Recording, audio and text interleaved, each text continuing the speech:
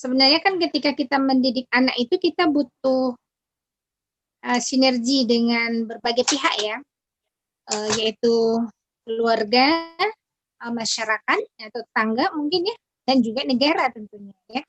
Ada kehidupan yang Islami yang kondusif untuk kita jalani ya bersama anak-anak kita. Jadi ketika dia keluar itu tetap fitrahnya terjaga. Gitu.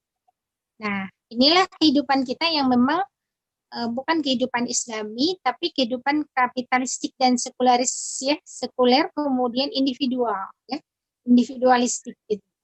Jadi orang tua tidak begitu memahami bagaimana caranya mendidik anak, sehingga kita yang merasa mungkin ya menjaga anak dengan fitrahnya itu ya ketika keluar ada ancaman di luar. Nah, tapi tetap tidak menyalahkan ya, tidak menyalahkan mereka. Nah, itu anggap aja itu ladang dakwah gitu.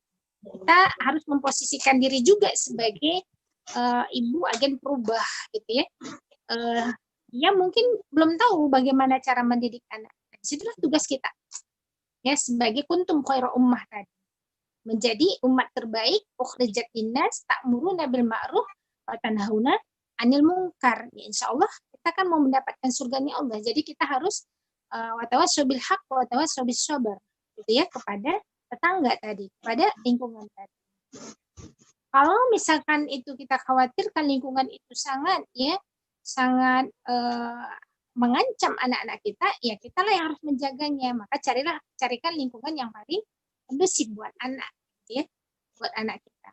Ya karena pada dasarnya anak-anak kita juga butuh teman bermain di luar, gitu ya.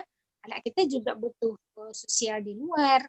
Bukan anak yang baik itu bukan anak rumahan sebenarnya, tapi anak yang baik itu anak yang siap dikeluarkan ke rumah, berada di tengah-tengah umat itu, ya dia menjadi pemimpin di situ, gitu ya. Bukan orang yang mudah terkontaminasi, tapi dia justru yang akan merubah gitu ya, merubah masyarakat yang tidak Islami itu. Nah, ini harus kita siapkan. Hanya memang ini kan perusia lagi ya, perusia lagi. Kalau 7 tahun pertama itu ya nggak bisa kita biarkan dia sendirian ke tetangga itu, ya kan? Tanpa pendampingan ya tetap harus didampingi oleh kita untuk menstimulus keadaan ya, situasi yang tidak baik ya bagi anak-anak kita, sehingga kita memberikan ya pelurusan ya, ini yang benar, ini yang salah, sehingga dia terlatih nanti berpikirnya tadi mana yang harus diambil, mana yang tidak ya, tetap didampingi. Kalau 7 tahun sampai 10 tahun itu juga masih dalam masa pendampingan, walaupun tidak harus terjun langsung begitu ya. Nah, terus menguatkan pemahaman, karena pemahaman itulah yang akan mengontrol ya perilaku anak. Kemudian juga kalau dia sudah usianya 15 tahun, itu dia udah siap pakai ya, sudah siap pakai, berada di tengah-tengah masyarakat. Ya, bukan orang yang nanti bisa terbawa arus kan gitu ya, tapi orang yang melakukan suatu yang menjadi umat terbaik itu ya, yang melakukan amar ma'ruf nahi munkar itu, kemudian dia menjadi imamul muttaqin, pemimpin bagi orang-orang yang bertakwa. Nah, ini dia ya.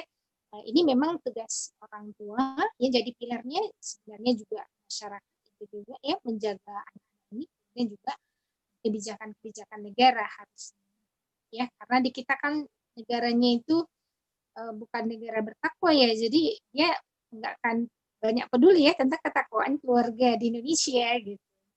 Ya, menghimbau bertakwa itu hanya di masjid-masjid saja ya, tidak sampai ke rumah-rumah gitu ya. Kemudian mereka juga melakukan hukum-hukum itu semuanya adalah hukum-hukum yang bukan berasal dari Allah Subhanahu wa taala. Itu mereka juga bukan negara yang bertakwa. Nah, itu masalahnya. Nah, ini ya.